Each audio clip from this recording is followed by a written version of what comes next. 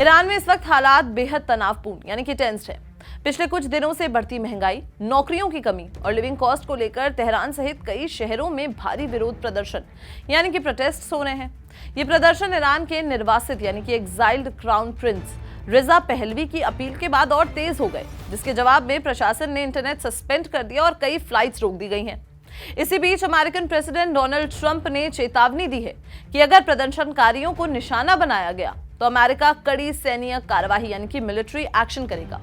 इस global tension के केंद्र में हैं 86 साल के अली खमेनेई, जिनकी एक मौलवी से लेकर ईरान के सबसे शक्तिशाली सुप्रीम लीडर बनने तक का सफर बेहद रहस्यों और संघर्षों से भरा हुआ है।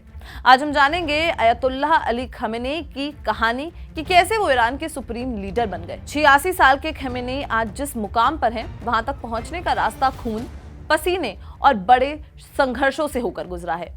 1939 में मशहद में जन्मे अली खमेनेई के बारे में बहुत कम लोग जानते हैं कि वे बचपन में मैथ्स और इंग्लिश में बहुत तेज थे। उन्होंने अपनी ऑटोबायोग्राफी सेल नंबर 14 में लिखा है कि वे ब्लैक बोर्ड पर टीचर के हर सवाल को मिनटों में ही हल कर देते थे। लेकिन फिर ऐसा क्या हुआ कि एक ब्रिलियंट छात्र ने दुनियावी पढ़ाई छोड़कर मजहब और सियासत को चुन लिया। आज के इस वीडियो में हम उनकी निजी जिंदगी यानी कि पर्सनल लाइफ, उनके ऊपर हुए जानलेवा हमले और उनके राष्ट्रपति बनने तक की पूरी कहानी को डिटेल में समझेंगे। खमेनेई 8 भाई बहनों में दूसरे नंबर पर थे। जब वे 8 साल के थे, उनके माता पिता ने उन्हें मकतब भेजा, जहां उन्हें कुरान और इस्लामिक टीचिंग्स मिली। 11 साल की उम्र में वे मौलवी बन गए। ये वो दौर था जब ईरान में शाह मोहम्मद रिजा पहलवी का राज था। शाह एक सेक्युलर राजा थे जो ईरान को वेस्टर्न यानी कि पश्चिमी रंग में ढालना चाहते थे। उस समय ईरान में नाइट क्लब, फिल्में और वेस्टर्न कपड़े बहुत आम बात थी। खमेनेई ने अपने पिता के नक्शे कदम पर चलते हुए क्लेरिक बनने का फैसला तब लिया जब उन्होंने एक स्कूल फंक्शन में कुरान की आयातें पढ़ी और उन्हें लगा कि उनका असली रास्ता यही है। अपनी पढ़ाई पूरी करने के बाद वे पवित्र शहर कोम चले गए, जो आज भी शिया इस्लाम की शिक्षा का सबसे बड़ा केंद्र है। पॉलिटिक्स में खमेनेई की एंट्री एक विरोध प्रदर्शन से हुई। शाह के दौर में मुहर्रम के दौरान सिनेमा हॉल और फिल्मों पर पाबंदी हुआ करती थी, लेकिन एक बार शहर के गवर्नर ने मुहर्रम के शुरुआती 12 दिनों में इस पाबंदी को हटाने का आदेश दे दिया। खमेनेई लिखते हैं कि इस फैसले ने उनके अंदर एक आग लगा दी। उन्होंने और उनके साथियों ने इस फैसले का पुरजोर विरोध किया। इस वजह से उन्हें गिरफ्तार भी किया गया, लेकिन इस गिरफ्तारी ने उन्हें रातों रात युवाओं के बीच लोकप्रिय यानी कि पॉपुलर बना दिया। यहीं से अली खमेनेई एक साधारण रिलीजियस स्कॉलर से एक पॉलिटिकल एक्टिविस्ट के रूप में उभरने लगे। शाह की वेस्टर्न पॉलिसीज के खिलाफ उनकी आवाज अब बुलंद होने लगी थी। 1979 में जब ईरान में इस्लामिक रेवोल्यूशन सफल हुई और अयतुल्लाह खमेनेई पेरिस से वापस लौटे, तो खमेनेई को तुरंत रेवोल्यूशनरी काउंसिल का हिस्सा बनाया गया। उस समय के सांसद हसन रोहानी, जो बाद में ईरान के राष्ट्रपति भी बने, उन्होंने खमेनेई के नाम का प्रस्ताव डेप्यूटी डिफेंस मिनिस्टर के लिए दिया।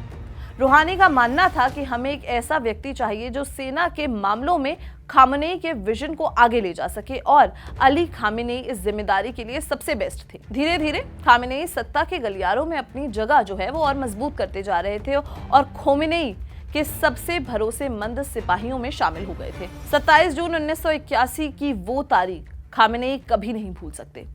उस समय ईरान और इराक के बीच युद्ध चल रहा था। खमेनेई तेहरान की एक मस्जिद में जनता को संबोधित करने गए थे।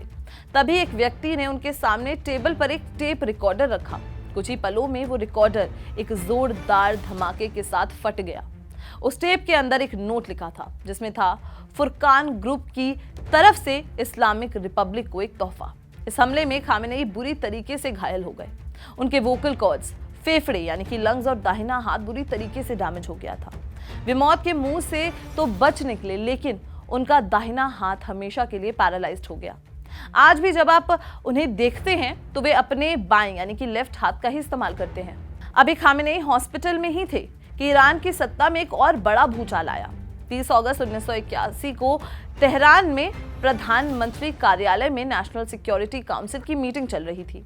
वहां एक भीषण बॉम्ब धमाका हुआ, जिसमें तत्कालीन राष्ट्रपति मोहम्मद अली रजाई और प्रधानमंत्री मोहम्मद जावेद बाहुनार की मौके पर ही मौत हो गई। ईरान एक बड़े लीडरशिप क्राइसिस में फंस चुका था। ऐसे में इस्लामिक रिपब्लिक पार्टी यानी कि IRP के सामने सबसे बड़ा सवाल था कि अब देश की कमान कौन संभालेगा। खोमेनी और पार्टी के बाकी लीडर्स की नजर अली खamenei पर टिकी थी, जो उस समय एक घायल सिपाही की तरह अपनी सेहत से जूझ रहे थे। रजाई की मौत के बाद जब नए राष्ट्रपति की मांग उठी तो खामेनेई का नाम सबसे आगे रखा गया। 2 अक्टूबर 1981 को चुनाव हुए। उस समय ईरान के लोगों के बीच खामेनेई के प्रति काफी सहानुभूति यानी कि सिंपैथी और सम्मान था, खासकर उनके ऊपर हुए हमले के बाद। नतीजों ने पूरी दुनिया को चौंका दिया। खामेनेई ने 95% से ज्यादा वोट्स के साथ ऐतिहासिक यानी कि हिस्टोरिक जीत दर्ज की। वे ईरान के तीसरे राष्ट्रपति बने। ये पहली बार था जब एक मौलवी देश के सर्वोच्च यानी कि सुप्रीम पद को संभाल रहे थे। राष्ट्रपति के रूप में उन्होंने इराक के साथ चल रहे 8 साल से लंबे युद्ध के दौरान देश की मिलिट्री और इकोनॉमी को संभाला, जिससे उनका कद और भी बड़ा हो चुका था।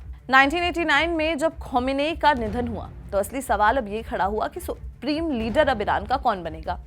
खामेनेई उस समय राष्ट्रपति के रूप में अपना दूसरा टर्म पूरा कर रहे थे। हालांकि वो रिलीजियस रूप से सर्वोच्च रैंक यानी कि टॉप रैंक पर नहीं थे, लेकिन खोमेनी की कथित विरासत और रफसंजानी की गवाही के बाद उन्हें सुप्रीम लीडर चुन लिया गया।